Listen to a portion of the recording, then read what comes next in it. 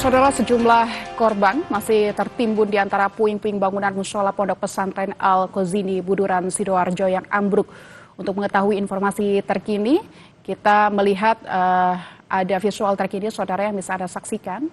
Ini terlihat ada Wakil Gubernur Jawa Timur, Emil Dardak, yang sedang berdialog dengan masyarakat atau mungkin orang tua dari para siswa korban ambruknya musola di Pondok Pesantren Al-Kozini Buduran Sidoarjo, Jawa Timur.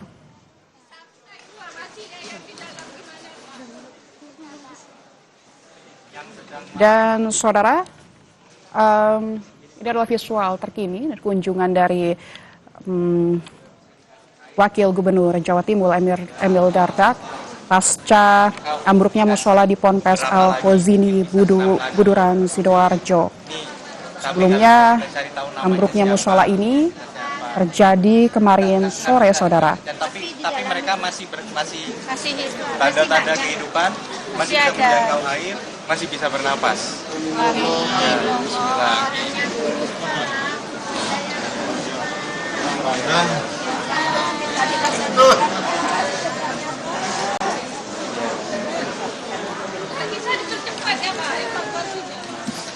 Mereka bahkan menurut saya sudah sangat berani.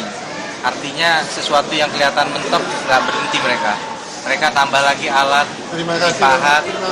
Jadi alat itu kayak di ini gitu, pakai tangan kayak, tapi dok dia kebuka sedikit dia bisa tarik. Dan nggak lambat. Karena apa? Karena kan itu butuh tenaga ya. Jadi kalau misalnya sudah terlalu lama dia ditarik paksa, komandannya harus ganti orang baru. Karena kalau enggak, sudah nggak konsentrasi bahaya. Nanti malah membahayakan mereka yang masih ada di lapangan.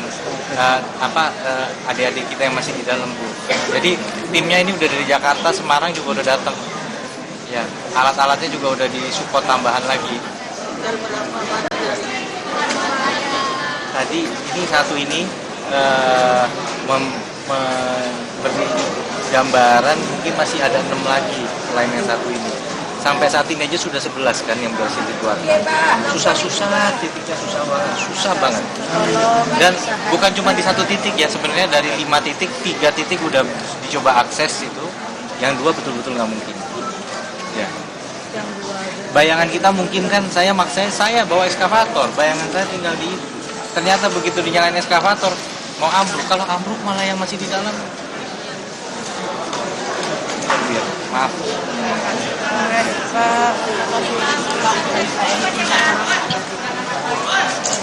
Yang banyak.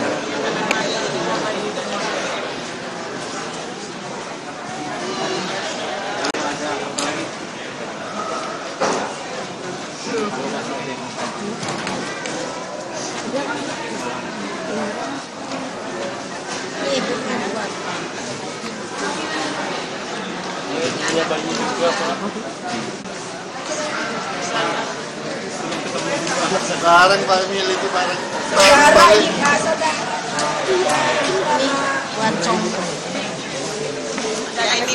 Mana saja Pak? Ya Allah Pak.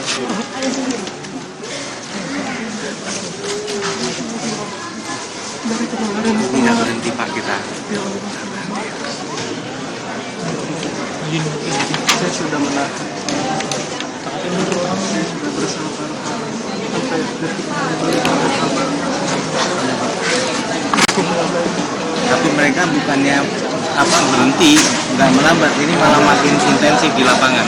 Makin cepat, semakin karena mereka makin bisa membaca keadaan di dalam. Iya. Terima kasih Pak.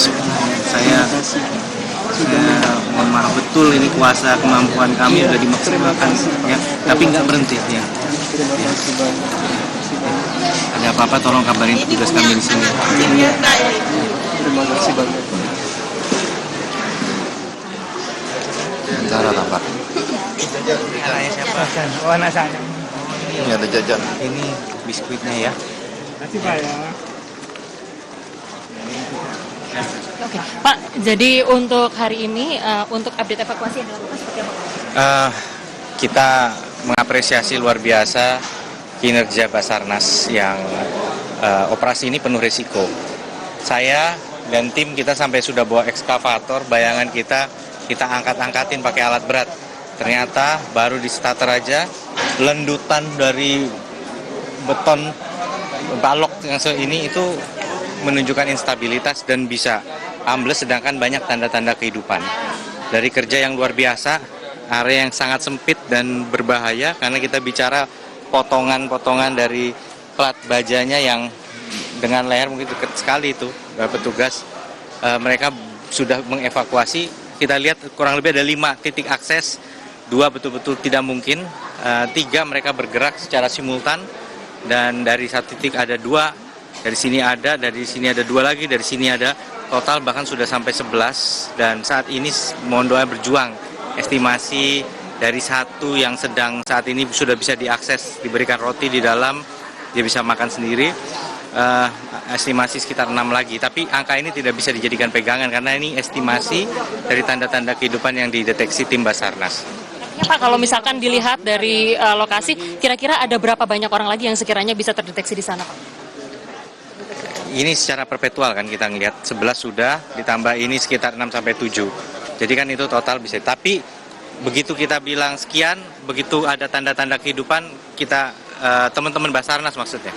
Karena kami ini dari Pemda ya ini memberikan dukungan posko, dukungan logistik, dan kelancaran dengan Polda, dengan TNI untuk lalu lintasnya dan sebagainya agar mobilisasi menjadi lebih lancar. Jadi kami belum bisa menyebutkan angka karena dari apa yang telah terjadi dari kemarin sore sampai sekarang kita ketemu sekian, ternyata ada tanda kehidupan. Dan saya salut dengan teman Basarnas, dicari terus tanda kehidupan. Bayangannya kan mungkin mereka bekerja tinggal 3 lagi, bukan begitu. Cari lagi sebanyak-banyaknya. Karena itulah mereka yang sudah terlalu lama di dalam di lorong itu ditarik paksa, harus istirahat karena kognitifnya harus terjaga untuk bisa bekerja secara optimal di dalam ruang yang terbatas itu. Pak, secara medanya seperti apa sih Pak? Artinya apakah itu juga kemudian upaya untuk sterilisasi juga diperluas supaya warga juga tidak mendekat untuk ke lokasi? Iya betul, tadi mungkin saya salah menggunakan terminologi ya, ketegasan itu perlu. Dan ya mohon maaf kadang orang menangkapnya mungkin keras, tapi gimana?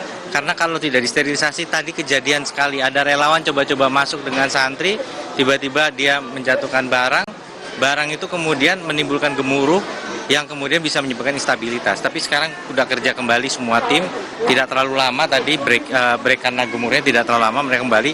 Tapi kita perimeter ini semakin ketat lagi kita jaga, semakin ketat tidak boleh.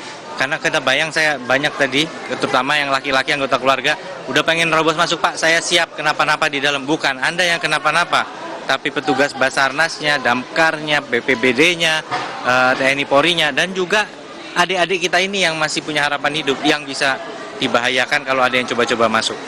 Pak, tadi kan juga sudah bertemu dengan orang tua wali murid dari korban. Penguatan seperti apa Pak yang diberikan Pak?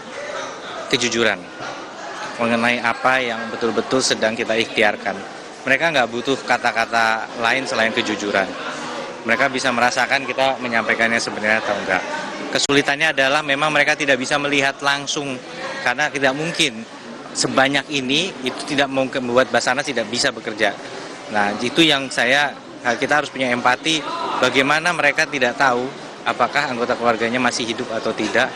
Tim kami semua berupaya semaksimal mungkin untuk memberikan informasi yang paling update dan menyampaikan dengan penuh kejujuran kerja keras dan kerja berisiko yang sedang dilakukan oleh Basarnas saat ini. Masih terus berlanjut ya Pak? Terus tidak berhenti dari kemarin sore. Terima kasih untuk waktunya bersama kami. Ini setelah ini mau meninjau kemana Pak? Dapur umum sebentar ini dari Dinas Sosial. Kementerian Sosial juga tadi sudah datang. Terima kasih. Dari semua elemen ini semua turun memberikan bantuan karena memang kompleksitas dari kejadian ini sangat tinggi. Ya. Terima kasih untuk waktunya bersama kami di Kompas TV. Itulah tadi yang juga kemudian Anda saksikan saudara di layar kaca bahwa ada beberapa hal yang juga kemudian menjadi poin yang disampaikan oleh Wakil Gubernur Jawa Timur Emil Elistianto Dardak. Di antaranya adalah penguatan dan juga kejujuran. Berupaya untuk menyampaikan informasi sejujur mungkin atau seakurat mungkin kepada para keluarga korban yang saat ini juga masih menantikan kabar dari anggota keluarga mereka yang diduga masih terjebak di dalam reruntuhan Pondok Pesantren Al-Qazini di Sidoarjo, Jawa Timur.